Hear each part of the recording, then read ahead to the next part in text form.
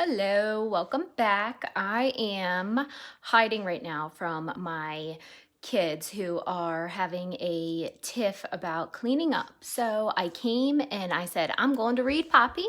So here I am. Thank you for joining me.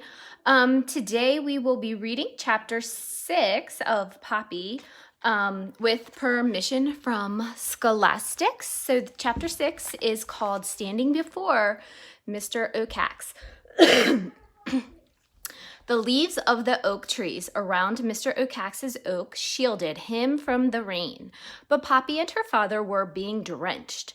The owl's head, moreover, was pulled down between his wings, while his eyes, enormously wide and unblinkingly, gave Poppy the sensation that there was nothing she might do or even think of doing which he would not see. To Poppy, he seemed to be pure power and fury. Wanting to look away, she glanced at the base of Mr. Ch.'s tree. There lay what appeared to be a mound of pebbles. Gradually, a ghastly realization came over her. What she was seeing was a mound of Mr. Ch.'s upchucked pellets. The closely packed and undigested bits of fur and bone from his dinners. The vision made her blood turn cold. Only the sound of Mr. Ch.'s sneering voice jolted her back to alertness. "What do you want, Lugwort?" the owl demanded, his claws continuously flexing on his perch. Lugwort, holding cap in hand like an empty bucket, said, "May I wish you a very pleasant evening, Mr. Ch.?" "It's not very pleasant," Mr. Ch. returned with a snarl. "No, well, you are absolutely right there, Mr. Ch," Lugwort replied, straining to sound jaunty. "But April showers, and as the song goes, bring me flowers. And Mr. Ch clacked his beak. "Lugwort, it's summer. Did you come here to sing me an idiot song, or did you have something important to say?" "Well, in fact, I did bring—" "Hurry up! I haven't eaten my dinner yet, and I'm hungry." "Well, yes, of course," Lugwort said. "I understand perfectly." Lugwort hastily put on his hat, not noticing until too late that it had filled with rain. Water cascaded over his head with a nervous shake. He fumbled to unroll his speech paper. Before he could get it out, Mr. Ch.'s eyes grew bigger. "Who's that?" he demanded, as he moved his head about to bring Poppy into better focus. "Forgive me," Lugwort said. "I've been rude. This is one of my dutiful daughters." Poppy stepped forward and looked up. "There's the good mouse. Mr. Ch, may I introduce Poppy to you?" Prodded by her father, she stepped forward gingerly. All she could see was Mr. Ch.'s eyes. She felt not just looked at, but attacked. "Poppy, he growled. "I think we've already met." "One of my sweetest," Lugwort offered. Mr. Ch ignored him. Instead, he said, "What happened to your nose, girl?" I scraped it." "A close call, I'd say." "Yes, sir." "Little girl mice should be more careful." "Yes, sir." "Do you understand me?" Poppy longed to run away. Lugwort nudged her. "Poppy dear, Mr. Ch asked if you were understanding him." "Yes, sir, I do." Poppy squeaked with a bob of her head. "All right then," Mr. Ch said. "Now be a good little girl and come stand under my tree while I talk to your father." Hating herself for acting so fearful, queasy at the thought of going closer to the mound of pellets, Poppy appealed to her father with a look. Lugwort, however, only nodded. "Move it!" Mr. Ch snapped. Averting her eyes from the pellets, Poppy crept towards the tree, the flag dragging behind her. But when she reached the spot, she was unable to resist the fascination of the horrible mound. Once she looked, she caught sight of something that glittered. "All right, Lugwort," Mr. Ch said.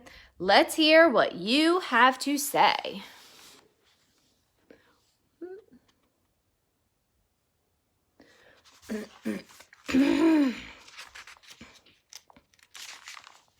Thank you, sir, thank you. Lugwort held out his piece of paper. Now the thimbleful of water as well as the rain had drenched it. All the same, he tried to read. Whereas Mr. Cax, great horned owl, ruler of the Dimwood Forest region, who, out of his kindness and wisdom, protects all members of the deer mice family.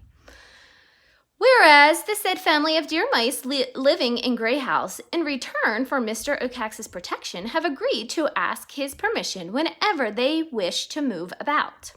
Whereas the deer mice family, having grown so great in numbers, need a second place of habitation so as to maintain and enhance their lives with significant food.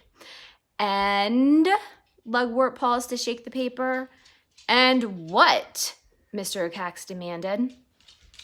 The paper is somewhat wet, Lugwort apologized. So is the style, Mr. Ocax observed. Go on. Here we go.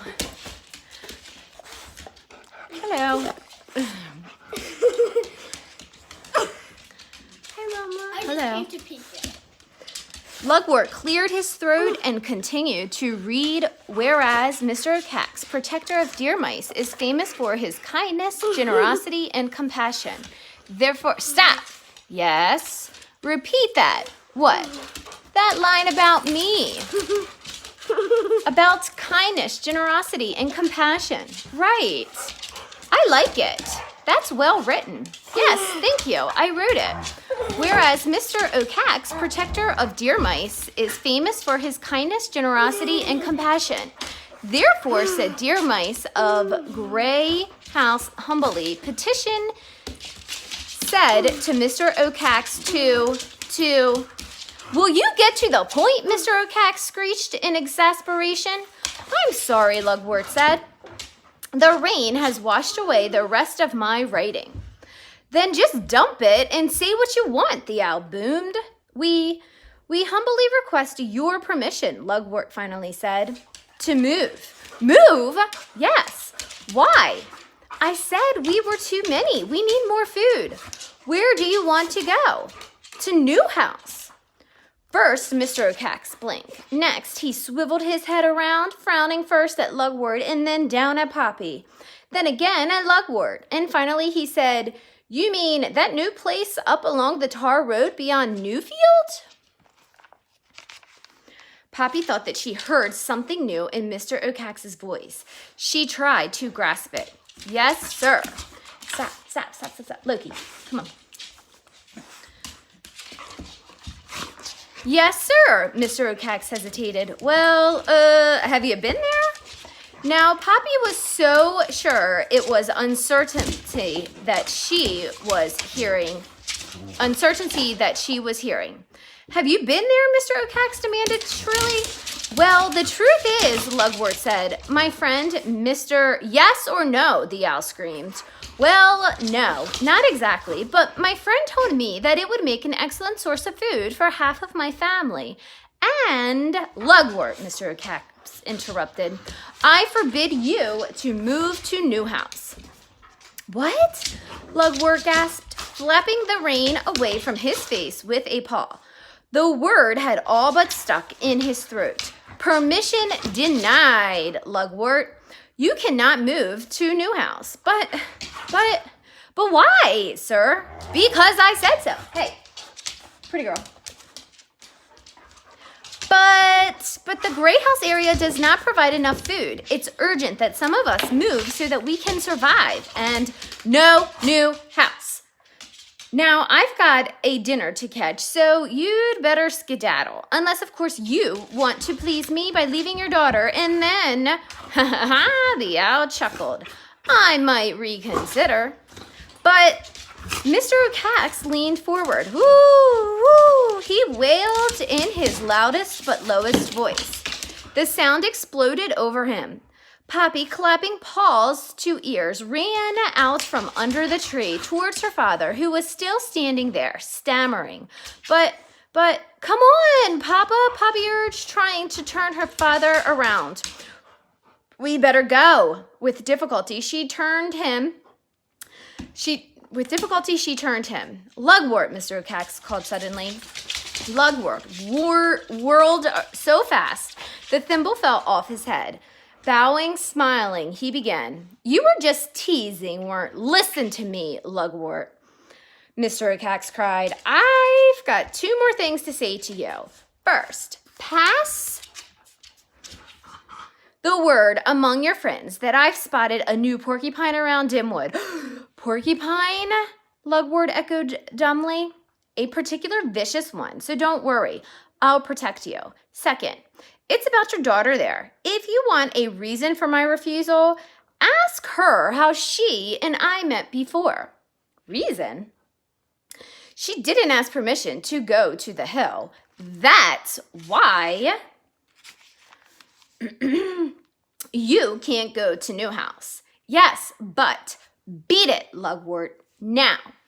Come on, Papa, we better leave. Lugwort glanced about for his thimble hat. It just rolled away. It was Poppy who retrieved it and put it on his head. Resigned, a sagging Lugwort allowed himself to be led away. Poppy glanced at her father. All traces of dignity were gone. The wetness that ran down his face was not rain, but tears. Poppy hardly tried to keep the flag afloat. And as they trudged home, she kept stealing looks into one of her paws. In it was clenched something that she had pried from one of Mr. O'Cax's pellets. Ragweed's earring.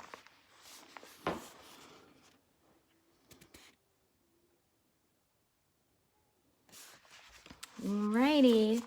There we have chapter 6. Thank you for tuning in. Sorry about the little chaotic moment that we had going on there for a second. So I hope everyone is well and safe. And I heard today that we were on day 17 of quarantine. Feels like day 97, but it is what it is. And I miss you guys, and hopefully we'll see or chat soon. Take care. Bye.